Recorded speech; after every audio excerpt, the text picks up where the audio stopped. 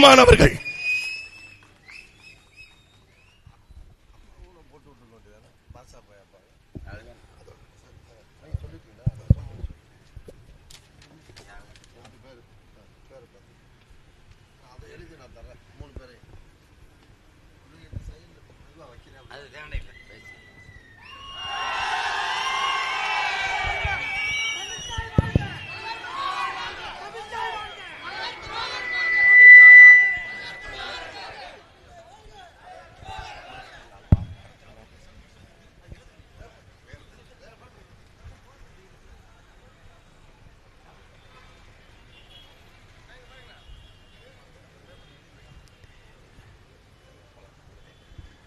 எங்களின்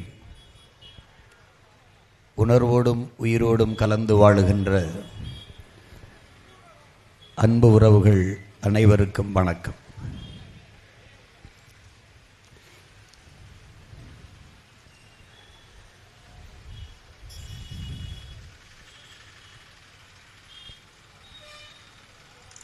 வழியில்லை, வேறு வழியில்லை என்று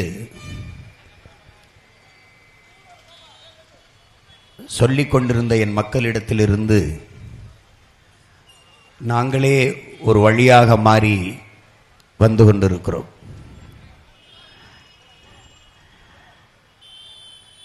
ஒரு நீண்ட தூர பயணத்தை உங்கள் பிள்ளைகள் தொடர்ந்து பயணித்துக் கொண்டிருக்கிறோம்.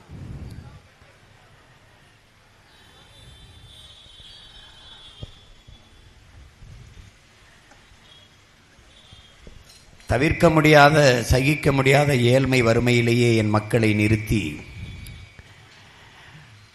தேர்தல் வரும்போது கவர்ச்சிகரமாக இந்த வெற்று அறிவிப்புகளான இலவசம், சலுகை, போனஸ், மானியம் இப்படியான திட்டங்களையே அறிவித்து அதன் மூலம் வாக்கு வாங்கி தொடர்ந்து அதிகாரத்திற்கு வந்து நாட்டை பற்றியோ நாட்டு மக்களின் நலனை பற்றியோ கொஞ்சம் சிந்திக்காது பதவியில் இருப்பது, அதை வைத்து பல ஆயிரக்கணக்கான கோடிகளை பதுக்குவது, ஒதுக்குவது, அதை பாதுகாக்க திருப்பி பதவிக்கு வருவது என்பதையே ஒரு அரசியல் நடைமுறையாக மாற்றியவர்கள் இதுவரை இந்த நிலத்தில் இருந்த ஆட்சியாளர். இங்கே சரி செய்ய முடியாத ஒன்று இருக்கிறது என்றால், என் அன்பு சொந்தங்களே, இப்போ இங்கே ஒரு சகிக்க முடியாத ஊழல், லஞ்சம் இருக்கிறது. ஆனால் நமக்கு ஒரு கேள்வி, எந்த ஒருவரிடத்தில் போய் கேட்டாலும்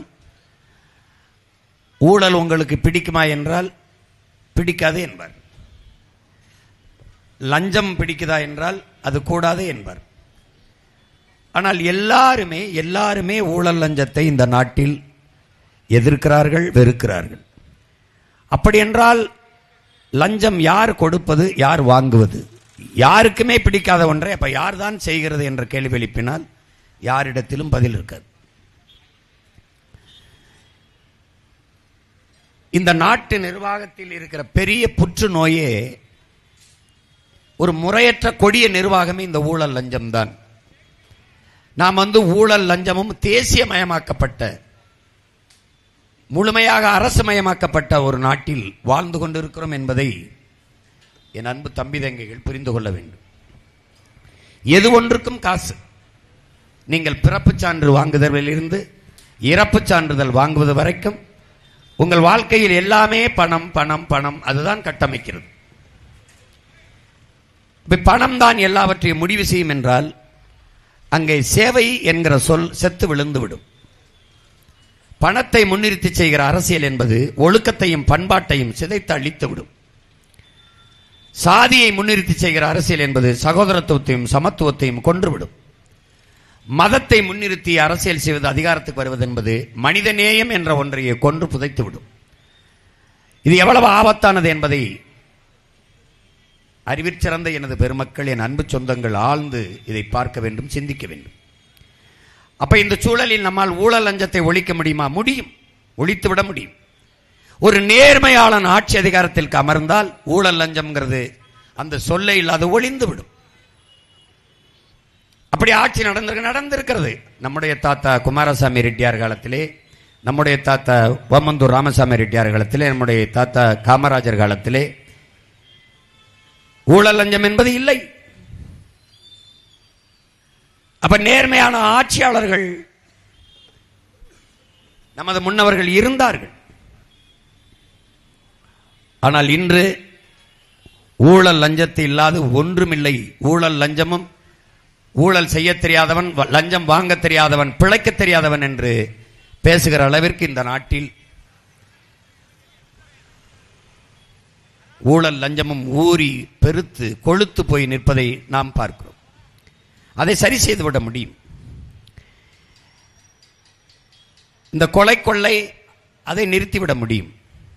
இந்த பாலியல் வன்கொடுமை அதை கடும் சட்டத்தின் மூலமாக ஒழித்து விட முடியும். ஒரு பெண்ணை தொடுவதற்கு அச்சப்படுகிற அளவிற்கு அதை சரி செய்துவிட முடியும். இது எல்லாவற்றையும் சரி செய்ய முடியும். இப்ப நீரை உறிஞ்சி விற்கிறார்கள், அதற்கு தடை விதிக்க முடியும். பல்வேறு நீர்த்தேக்கங்களை உருவாக்கி நீரை தேக்கி வைத்து விட்டு போக முடியும். காடுகளை வெட்டி அழித்து விட்டார்கள், காடுகளை நம் நட்டு வளர்த்து விட முடியும். 10 ஆண்டு பசுமை திட்டம், பல கோடி பனை திட்டம் என்று நாம் கொண்டு வருகிறோம். அந்த திட்டத்தின் மூலமாக 10 ஆண்டுகளில் நம் தாய் நிலத்தை பச்சை போர்வையால் போர்த்து விட முடியும். ஏன் மரம் வளர்க்க வேண்டும்? மரத்தின் அருமை. மரம் நம் உயிர். ஒரு மனிதனுக்கு சராசரியாக 422 மரங்கள் தேவை. ஒரு மனிதனுக்கு ஒரு கார் வெளியிடுகிற நச்சுப்புகையை கட்டுப்படுத்த 6 மரங்கள் தேவை. இந்த தெருவில் நாம் நின்று பேசிக் கொண்டிருக்கிறோம். எத்தனை வாகனங்கள் போய்கொண்டிருக்கிறது, எத்தனை மரங்கள் இங்கே இருக்கிறது. கனடா என்கிற நாடு மட்டும், என் அன்பு சொந்தங்களே, ஒரு மனிதனுக்கு, அந்த நாட்டின் குடிமகன் ஒருவனுக்கு 9500 மரம், அதை 10,000 மரம் வைத்திருக்கிறது, மரங்கள் வைத்திருக்கிறது. அதுபோக அந்த நாட்டின் பிரதமர் சொல்லுகிறார், நான் இன்னும் 100 கோடி மரங்கள் நடுவதற்கு உத்தரவிட்டுகிறேன் என்று. நாம் நாடு அறிவிப்பது ஒரு மனிதனுக்கு நான் 28 மரங்கள் வைத்திருக்கிறேன் என்று சொல்லுது. இருக்கா என்பதை நீங்களே பாருங்கள். அருகில் இருக்கிற நீங்கள் கேரளாவுக்கு சென்று பாருங்கள். வெற்றிடம் என்றே ஒன்று இருக்காது. ஒன்று மேய்ச்சல் நிலமாக இருக்கும், இல்லது ஏரி குளமாக இருக்கும், இல்லைனால் காடுகளாக இருக்கும். நீங்க விண்ணூர்தியிலே பயர்ந்து சென்றீர்கள் என்றால், கேரளாவை தவிர்த்து எந்த மாநிலத்திற்கு நீங்க சென்றாலும் ஆங்காங்கே புள்ளி புள்ளியாக பச்சை தெரியும், எல்லாம் வெள்ளையாக கட்டிடங்கள் இருக்கும். கேரளாவில் சென்றீர்கள் என்றால் ஆங்காங்கே வெள்ளையாக புள்ளி புள்ளியாக அங்கெங்கே தெரியும் கட்டடங்கள், மொத்தமாக பச்சையாக தெரியும். காரணம், பச்சை பசேர் என்ற பூமியை பச்சை போர்வையால் போர்த்தி இருப்பார்கள். அதனாலும் கடவுளின் தேசம் என்று அதை சொல்வதற்கு காரணம் அதுதான். ஒரு வீடு என்று எடுத்தால் அங்கே 3-4 மரங்களுக்கு குறையாமல் இருக்கும். அது பெரிய வீடோ சின்ன வீடோ, அது குடிசையோ, அவ்வளவு தூரம் அவர்கள் அந்த இயற்கையை போற்றி நேசித்து வளர்க்கிறார்கள். ஆனால் இங்கு அப்படி இல்லை. இங்கே அப்படி இல்லை. மரம் வளர்ப்போம், மழை பெறுவோம் என்று எழுதி வைப்பதோடு இவர்கள் சமூக பொறுப்பு கடமை முடிந்துவிட்டது.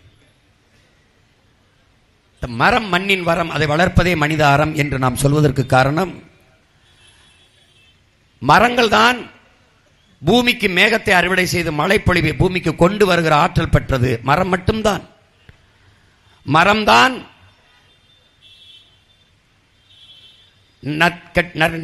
நற்காற்றை வெளியிட்டு விட்டு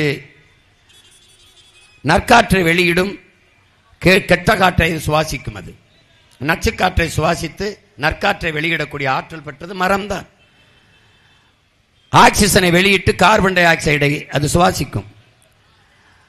அந்த ஆக்சிஜனை நாம் சுவாசிப்பதால் தான் மற்ற உயிரினங்கள் எல்லாம் வாழ முடிகிறது. இந்த இயற்கையின் படைப்பு, இந்த விசித்திர முரண் இல்லை என்றால் உலகில் எவ்வுயிரும் வாழ முடியாது. மரம்தான் நமக்கு உயிர், மரம்தான் நமக்கு மழை. அதனால்தான் மரம் மண்ணின் வரம், வளர்ப்பதே மனிதாரம் என்று சொல்றோம். இப்ப நாம் வந்தால் 10 ஆண்டு பசுமை திட்டம். இப்ப புவி வெப்பமாகுது என்கிறார்கள். இப்ப நமக்கு வெப்பம் அடிக்கிறது, ஒரு கொடையை பிடிக்கிறோம்.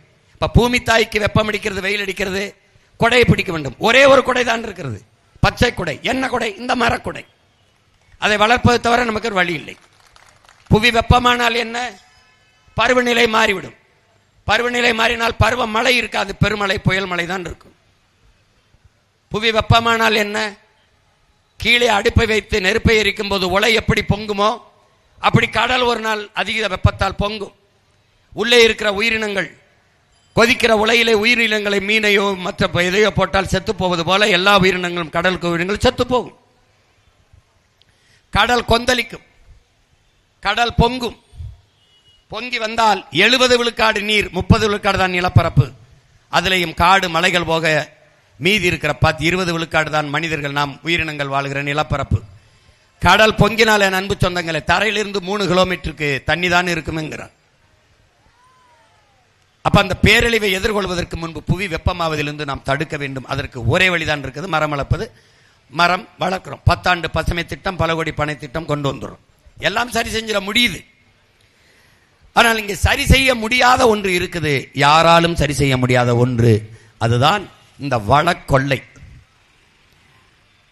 போரின் பேரழிவிற்கு பிறகு கூட நாம் அந்த இடத்தில் மக்களை குடியேற்றி விட முடியும். நிலக்கரி எடுத்த இடத்தில், மீத்தேன் ஈத்தேன் எடுத்த இடத்தில், அணு உலை வெடித்த இடத்தில் அங்கே மக்களை மறுகுடியேற்றம் செய்ய முடியாது. நீ இதையெல்லாம் சரி செய்ய முடிகிற வாய்ப்பு இருக்கு. ஆனால் மலையை வெட்டி மணலாக்கி கொண்டு போய்விட்டால், கல் குவாரி ஆக்கிவிட்டால், இயற்கையின் அரும்பெரும் கொடையாக இருக்கிற அந்த மலையை நொறுக்கி காசாக்கிவிட்டால் அதை எதன் பொருட்டும் உருவாக்க முடியாது. ஆற்று மணலை அள்ளி தின்று விட்டால் அதை எதன் பொருட்டும் உருவாக்க முடியாது. அரை எங்கலம் ஆற்று மணல் வளர்வதற்கு 100 ஆண்டுகள் ஆகும் என்றால், நீ 30 அடி 40 அடி இரும்பு கை கொண்டு பொக்களின் எந்திரம் கொண்டு அள்ளி எடுத்து வித்து தின்று விட்டார்கள். 34 ஆறுகளையும் கொன்று புதைத்து விட்டார்கள். இப்ப இதை எப்படி சரி செய்வது? யார் சரி செய்வது? மணலை மலையை யாரால் உருவாக்க முடியும்? எந்த அதிகாரம், எந்த சட்டம்? இல்ல தொழுகை, இல்ல அழுகை, இல்ல ஜப வழிபாடு, இல்ல கோயிலில் வழிபாடு, எந்த வழிபாட்டால் உருவாக்க முடியும்? எந்த அதிகாரத்தாவது அரையங்கள மலையை வளர்த்த கட்ட முடியுமா? இல்ல ஒருபடி மண்ணை உங்களால் உருவாக்கி கட்ட முடியுமா? எப்படி? எல்லாவற்றையும் இயற்கை செயற்கையாக படைக்க முடிகிற மனிதனால் நீரை படைக்க முடியுமா? ரத்தத்தை உருவாக்க முடியுமா? உங்கள் அறிவியலால் தோசை மாவை புளிக்க வைக்க முடிகிறதா? உங்கள் அறிவியலால் பாலை தயிராக்க முடிகிறதா? கண்ணுக்கு தெரியாத பல கோடிக்கணக்கான நுண்ணுயிர்கள் அந்த பணியை செய்கிறது. அந்த இடத்தில் அறிவியல், மனிதனின் அறிவியல் தோற்று போகிறது. இயற்கையின் பரிணாமத்தில் வந்த கடைசி உயிர் மனிதன். எது இயற்கை? இந்த மண்ணில் எது எது மனிதனால் படைக்கப்படவில்லையோ அதெல்லாமே இயற்கை. மனிதனால் படைக்கப்பட்டது எது? அது எல்லாமே இயற்கை தான். அடிப்படை ஆதாரம், அடிப்படை அதுதான்.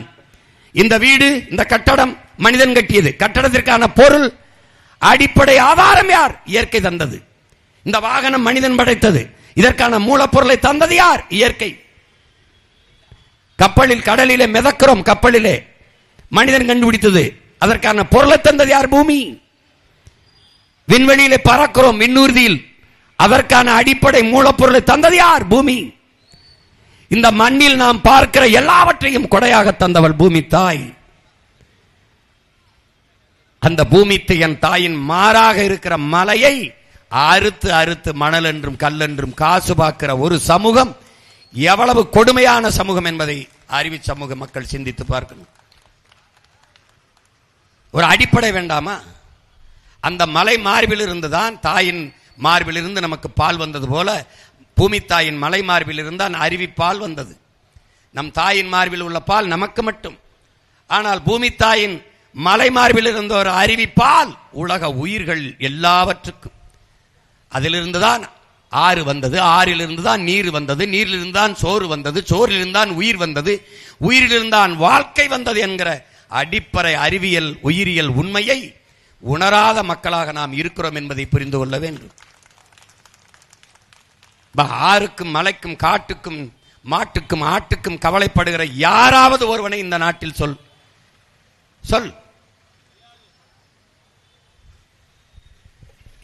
இந்த இடத்தில் எதன் பொருட்டும் சரி செய்ய முடியாத ஒரு பெரும் துயரம் இந்த நாட்டில் இருக்கிறது என்றால், பெரும் கொடுமை இருக்கிறது என்றால் அது வளக்கொள்ளைதான். வளக்கொள்ளைதான். மழை இல்லாத நிலம் பாலைவனமாகிவிடும் என்கிற அடிப்படையை நாம் புரிந்து கொள்ள வேண்டும். அந்த அறிவியல் உயிரியல் உண்மையை நாம் உணர்ந்து கொள்ள வேண்டும். எனவே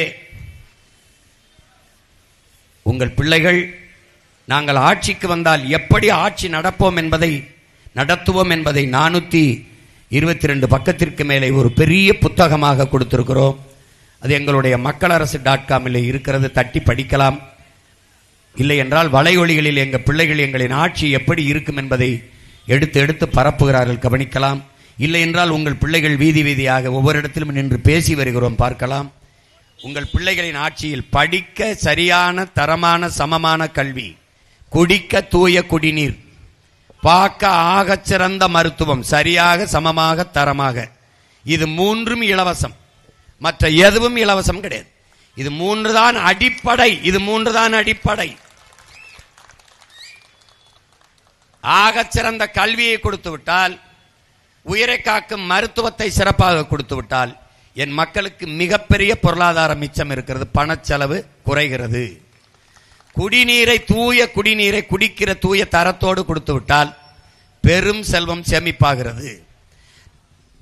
நான் தாலிக்கு தங்கம் தரமாட்டேன், 1 பவன் தங்கம் தரமாட்டேன். 9 பவன் தங்கமானாலும் அவனே வாங்கி கட்டிக்கிற அளவிற்கு வேலை வாய்ப்பையும் வருவாய் பெருக்கத்தையும் தருவேன். நான் பிறக்கிற குழந்தைக்கு மோதிரம் போட மாட்டேன். பிரசவத்தை, மிகச்சரியான பிரசவ செலவை, மருத்துவ செலவை அரசு ஏற்கும் போது அவனே 1 பவன்ல 2 பவன் கூட மோதிரம் போடுவான். அதுதான் நான் கொடுக்கிற தன்மானத்தோடு தலை நிமிர்ந்து வாழ்கிற தற்சார்பு வாழ்வு. இலவச சிலிண்டர் தரமாட்டேன், தடையின்றி சிலிண்டர் தருவேன். நானே உற்பத்தி செய்வேன், எரிகாற்றை நானே உற்பத்தி செய்வேன். பயோகேஸ், ஆடு மாட்டு கழிவு, மக்கிய இலைதலை கழிவு, இந்த குப்பையில் இருந்து எத்தனை லட்சம் டன் வேணாலும் எரிகாற்று எடுக்க முடியும். நான் என் ஆட்சி வரைவிலே படம் போட்டு காட்டுவேன். இங்க பார், நான் எப்படி தயாரிப்பேன், அப்படி என் மக்களுக்கு கொடுப்பேன். ஆனால் இலவசமாக தரமாட்டேன், தடையின்றி தருவேன். உற்பத்தி செலவு, அதை நிர்வகிக்கிற செலவுக்கு அந்த கட்டணத்தை கொடுத்து கொண்டு நீங்க கொடுத்துட்டு எடுத்துக்க தருவேன். ஆகச் சிறந்த தூய பாலை உனக்கு கொடுப்பேன். ஏன்? நானே மாடு வளர்ப்பேன், கணக்கில்லாத பண்ணைகளை வளர்ப்பேன். இயற்கை வேளாண்மை என்பதே இயற்கை தான். அப்ப என் இயற்கை சேர்ந்துச்சு, ரசாயன செயற்கை உரத்துக்கு வந்துட்டு அதனால இயற்கைன்னு சொல்றேன். நீ நஞ்சு உண்டு கொண்டுகிறாய், நஞ்சை, விஷத்தை சாப்பிடுகிறாய் உணவாக. அதை நிறுத்தி நஞ்சில்லாத உணவு, அதுவே நம் கனவு என்று என் பெரிய தகப்பன் நம்மாழ்வார் சொன்ன அந்த புனித கனவை அவன் மகன் நிறைவேற்ற. நச்சு உரம் ஒன்று இல்லை. இயற்கை வேளாண் முறை, ஆடு மாட்டு கழிவு, மக்கிய இலைதலை கழிவு, உரத்தை வச்சு தூய்மையாக விளைய வச்சு, பூச்சி மருந்து கிடையாது, ஒரு இளவும் கிடையாது. நஞ்சில்லாத உணவை என் பிள்ளைகளுக்கு கொடுப்பேன். நோயற்ற சமூகமாக மாற்றுவேன். பல்லாயிரக்கணக்கில் ஆடு மாடு பண்ணைகள், கழுதை வளர்ப்பேன். நீ சிரிப்ப.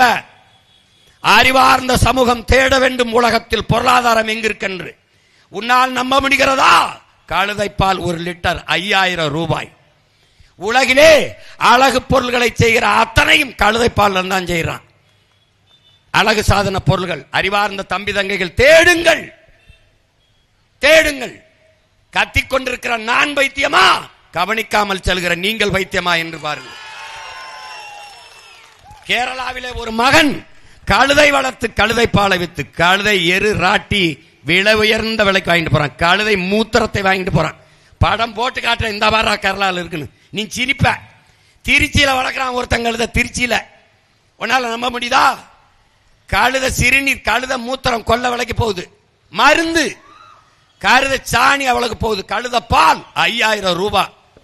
உலகத்தில் விலை உயர்ந்த பாலாடை கட்டி சீஸ் கழுத பால்ல தான். 60 விழுக்காட்டுக்கு மேலே கழுதப்பாலில் தயாரித்ததுக்கு தான் விலை அதிகம். பொருளாதாரம் எங்க இருக்குன்னு தெரியல. டாஸ்மார்க் கடையில போய் மண்டிட்டு கிடக்குற, உன்னைய குடிக்க வச்சு கொன்னுகிட்டு இருக்கான். தாலிக்கு தங்கம் தாரா, குடிக்க வச்சு அந்த தாலியை 4 மாசத்துல அறுக்கிறான். இது ஒரு ஆட்சி முறை. சிலிண்டர் தாரேன், எங்க இருந்து கொடுப்பாய் என்று கேளு. எவன்ட்ட அது கேளு. 10,000 கொடுப்ப, எங்க இருந்து கொடுப்ப கேளு ஒரு தடவை. என்கிட்ட கேளு, நான் கொடுப்பேன் சிலிண்டர். எப்படி? நானே தயாரிப்பேன். பால் உனக்கு தருவேன், பாலாக தருவேன். இலவசமா தரமாட்டேன், தரமா தருவேன். உரிய விலையை கொடுக்கணும். எல்லாருக்கும் அரசாங்க வேலை கொடுப்பேன். எல்லாருக்கும். அம்பூரா, வாணியம்பாடியா, எந்த ஊர் அவரவர் வாழ்விடத்திலே நிலமும் வளமும் சார்ந்த தொழிற்சாலைகள், வேலை வாய்ப்பு, வளர்ச்சி, இது எங்கள் கொள்கை கோட்பாடு. நீ இருந்த இடத்துல இரு, உனக்கு அரசு வேலை, கவர்மெண்ட் எம்ப்ளாய், நீ இங்கே இரு. உனக்கு என்ன செய்ய தெரியும்? உனக்கு என்ன செய்ய தெரியும்? அது வேலை, அவ்வளவுதானே. நீ ஏன் இடம் பெயர்ற? வாழ்விடத்தில் வேலை. பிள்ளையை நான் படிக்க வைக்கிறேன், பெற்றுக் கொடுங்கள், பிள்ளைகளை கற்றுக் கொடுக்கிறோம் நாங்கள். பிள்ளைகள் உங்கள் வீட்டின் செல்வங்கள் அல்ல, நாட்டின் செல்வங்கள். சட்டம் நீ பெற்றுக் கொடுக்கணும், அவ்வளவுதான். படிக்கிறதெல்லாம் நீ ஓ வேலையில். அவன் சொல்லுவான், ஐயா நான் டாக்டர், நான் படிக்க வைப்பேன். ஐயா நான் பொறியாளர், படிக்க வைப்பேன். ஐயா நான் பாடுவேன், பாட வைப்பேன். ஐயா நான் ஆடுவேன், ஆட வைப்பேன். ஐயா நான் ஓடுவேன், ஓட வைப்பேன். அது ஓ விருப்பம் இல்லை, அவன் விருப்பம். அவன் இந்த நாட்டின் மகன், உன் வீட்டின் மகன் அல்ல. நீ விலைக்கென்றுவேன், அது ஓ வேலை இல்லை. அது ஆரம்ப கல்வியில, ஆராய்ச்சி கல்வியில எங்க வேணாலும் போய் படி, அரசு படிக்க வைக்கும். உனக்கு வேற என்ன வேலை? மருத்துவம். தாய்க்கு முடியல, நீ விலகு. உன் வீட்டின் தாய் இல்லை, என் நாட்டின் தாய், அவ தேசத்தின் தாய். மருத்துவம் அரசு செய்யும். ஒரு ரூபாய்னாலும் 1 கோடி ரூபாய்னாலும் அரசு செய்யும். உலகத்தரத்துக்கு செய்யும். நீ எதை பத்தியும் கவலைப்பட வேண்டியது இல்லை. நீரை உன் வீட்டு வாசல்ல குழாய் வச்சு ஊத்துவேன், தூய குடிநீரை ஊத்துவேன். வேளாண்மையை நானே செய்வேன். பசி என்ற சொல்லை என் நாட்டில் இல்லாம ஒழிப்பேன். வேலை இல்லை என்ற சொல் இன்னைக்கு வேலை இல்லை. வறுமைக்கும் வறுமை வரும், பசிக்கும் பசி வரும். பைந்தமிழன் ஆட்சியிலே என்ற சட்டத்தை முன்வைத்து கொண்டு வருவேன். நீ பாரு, நீ என்னென்ன மாறுதலை இந்த மண்ணில் உங்கள் மகன் நிகழ்த்த காத்திருக்கிறோம் என்று நீ புரிஞ்சுக்க. நீ ஒன்னும் செய்வனா, ஓட்ட போட்டு நாட்டை என்று கொடுத்துட்டு நிம்மதியாரு. 5 ஆண்டு உலகத்தரத்துக்கு மாத்தி காட்டுனால. எனக்கு ஒரு கனவு இருக்கு. என் முன்னவர்கள் 3000-4000 ஆண்டுகளாக கண்ட கனவு. குடிதலி கோலோச்சு மாநில மன்னன் அடிதொலி நிற்கும் உலக என்கிறான் என் மூதாதை வள்ளுவ பெருமகனார். ஒரு நாட்டு குடிகளுக்கு குறிப்பறிந்து சேவை செய்கிற அமைச்சை மன்னனை அந்த உலகம் போற்றி தொழும் என்று முறை செய்து காப்பாற்றும் மன்னவன் மக்களுக்கு இறை என்று வைக்கப்படும். இந்த நாட்டை முறை செய்து காப்பாற்றுவேன். எது எப்படி செய்யணும், எப்படி செய்யணும்னு. மணி நீரும் மண்ணும் மலை மணிநிலக்காடு முடையதாரன்கிறான். நீ மணி நீர் இருக்கா, மண் இருக்கா, மலை இருக்கா, ஒரு இளவும் இல்லை. எல்லாம் வெட்டி தின்ட்டான். தின்னது காரணம் யாரு? நீதான்.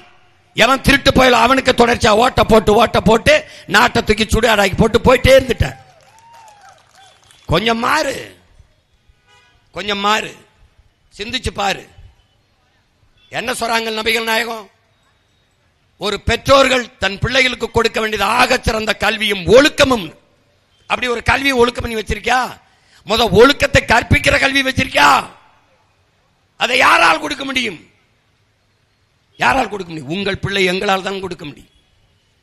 அநீதியை கண்டு அச்சம் கொள்ளாமல் துணிந்து எதிர்த்து நின்று போராடுகிறவன் எவனோ அவனே உண்மையான ஜிகாத் என்கிறார்கள். நீ அநீதியை கண்டு எதிர்க்க பயப்படுற, நான் துணிஞ்சு போராடுறேன். அதனால என்ன? 260 வழக்க வாங்கியிருக்கேன். 260 வழக்கு.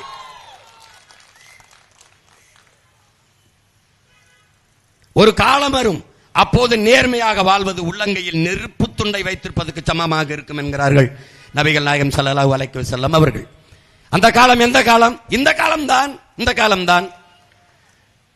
அழிவு காலம் வரும், அழிவு காலம். அந்த காலம் எப்படி? அநீதி இழைக்கும் நீதிபதிகள், பொய்யுரைக்கும் மந்திரிகள், ஏமாற்றும் வழக்கறிஞர்கள் எல்லாம் தோன்றுவார்கள். அந்த காலகட்டம் வந்தால் நீ அவர்களுக்கு வரி செலுத்தி விடாதே என்கிறார். நீங்கள் வரி மட்டும் செலுத்தவில்லை, வாக்கும் செலுத்தி விடுகிறீர்கள். இதான் கொடுமை. யாரு மாறுதலை செய்வது? அநீதிக்கு எதிரான புரட்சி தீயை பற்ற வைக்கவே நான் வந்தேன் என்கிறார் இறைமகன் இயேசு. அவர் பற்ற வைத்த தீயை நாங்கள் அவர் பிள்ளைகள் தெருவாக எடுத்து போறோம். நீங்க என் மக்கள் தொடர்ந்து எச்சை தூப்பி அதை அணைச்சு விட்டுக்கிட்டே இருக்கிறீங்க. எங்கே புரட்சி தீயை பற்ற வைக்க விடுகிறீர்கள்?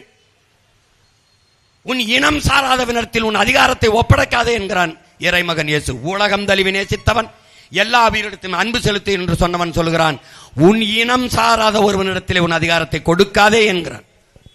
அதைத்தானே நாங்க சொல்றோம். நல்லாண்மை என்பது ஒருவருக்கு தான் பிறந்த இல்லாண்மையாக்கி கொள்ளங்கிறான் வள்ளுவ பெருமகனார் எங்கள் மறையிலே, எங்கள் வேதத்திலே. நாட்டையும் வீட்டையும் நீ ஆள்வது மாதிரி பார்த்துக்கடாதான் நல்ல ஆண்மகனுக்கு அழகுன்றான். இப்ப நாங்க நல்ல அழகுள்ள ஆண்மை உள்ள ஆண்மக்களா இல்லையா? நீங்க தான் வாழ்ந்துட்டீங்களே. அம்மையார் ஜெயலலிதா ஆட்சியில் பல முறை, ஐயா கருணாநிதி ஆட்சியில் பல முறை, ஐயா ஸ்டாலின் ஆட்சியில் ஒரு முறை வாழ்ந்துட்டீங்க. இப்ப வாழ்ந்துட்டீங்க. இன்னும் வாழணும்னு ஏக்கமும் ஆசையும் இருந்தா அவருக்கே போடுங்க, நாங்க தடுக்கல. ஐயா எடப்பாடி ஆட்சியில வாழ்ந்துட்டீங்க, அந்த ஆட்சி மறுபடியும் வரணும்னா அவருக்கே போடுங்க, நாங்க தடுக்கல. ஆனால் இதில் ஒரு மாறுதல் வர வேண்டும். வேற ஒரு ஆட்சி முறை வர வேண்டும். எங்கள் திருநாட்டில் எங்கள் நல்ல ஆட்சி என்ற புரட்சி பாவலனின் பெருங்கனவு நிறைவேற வேண்டும் என்றால், நல்லாட்சி என்பது வெறும் சொல்லாட்சி இல்லாமல் நாட்டில் நடைமுறையில் நிகழ்கிற ஆட்சியாக வர வேண்டும் என்றால், உங்கள் பிள்ளைகள் எங்களுக்கு ஒரு முறை வாய்ப்பு தந்து பாருங்கள். எங்களுக்கே போடுங்கள் என்று நான் கேட்கல. நான் கையேந்தி நிற்பது உங்கள் ஓட்டுக்காக அல்ல, இந்த நாட்டுக்காக. நாங்கள் கையேந்தி கேட்பது உங்கள் வாக்கை அல்ல, நீங்கள் பெற்றிருக்கிற வருங்கால தலைமுறை பிள்ளைகளின் வாழ்க்கையை என்பதை அறிவார்ந்த தமிழ் சமூக மக்கள் சிந்தித்து பார்க்கணும். அதனால என் அன்பு சொந்தங்கள், என் அருமை பெருமக்கள், இந்த மதிப்புமிக்க வாக்கு என்பது ஒரு வலிமை மிக்க ஆயுதம். அது அநீதிக்கு எதிராக ஏந்துங்கள். இந்த தேர்தலிலே இங்கே போட்டியிடுகிற அன்பு தங்கை ஆம்பூர் தொகுதியில் போட்டியிடுகிற எங்கள் தங்கை நஸ்ரீன் அவர்களுக்கு நீங்கள் விவசாய சின்னத்திலே வாக்கு செலுத்தி எங்களை வெற்றி பெற செய்யுங்கள். எங்களின் வெற்றி உங்களின் வெற்றி. நாங்கள் மக்களிடமிருந்து மக்களுக்கானவர்கள், மக்களுக்காகவே வந்தவர்கள். மக்களுக்கான அதிகாரம் வர வேண்டும் என்றால் எளிய பிள்ளைகள் உங்களிடத்தில் அதிகாரம் வரும்போதுதான் அது உங்களுக்கான அதிகாரமாக மாறும். அதை கவனத்தில் வைத்துக்கொண்டு என் தங்கை நஸ்ரீன் அவர்களுக்கு நீங்கள் இந்த வாக்கை செலுத்தி நீங்கள் வெற்றி பெற செய்ய வேண்டும். அதை போல என்னுடைய தம்பி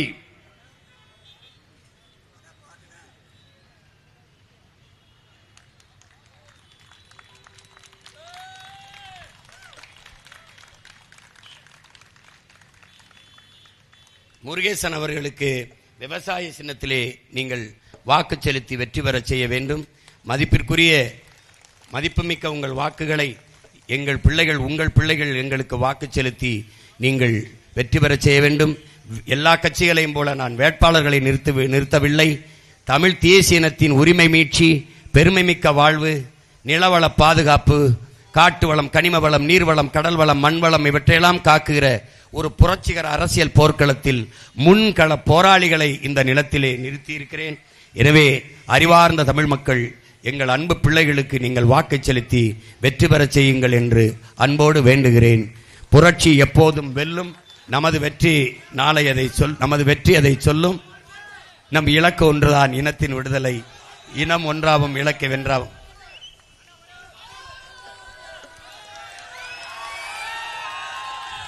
முயற்சி எடுக்க வேணும், முடிவு பண்ணி பார்க்க வேணும். முயற்சி எடுக்க வேணும், முடிவு பண்ணி பார்க்க வேணும். ஏன் மக்களெல்லாம் ஒன்னா சேர்ந்து ராசாக்கா, ஏன் மக்களெல்லாம் ஒன்னா சேர்ந்து ராசாக்கா, விவசாயி சின்னத்திலே ஓட்டு போடணும் ஐயாக்கா. மாற்றம் வரணும் பாரு, மாற்றம் வரணும் பாரு, நாட்டு மக்கள் வாழ்க்கையில் முன்னேற்றம் வரணும் பாரு. அந்த எண்ணம் கொண்ட சின்னத்தில ராசாக்கா நாம எல்லாருமே ஓட்டு போடணும் ஐயாக்கா.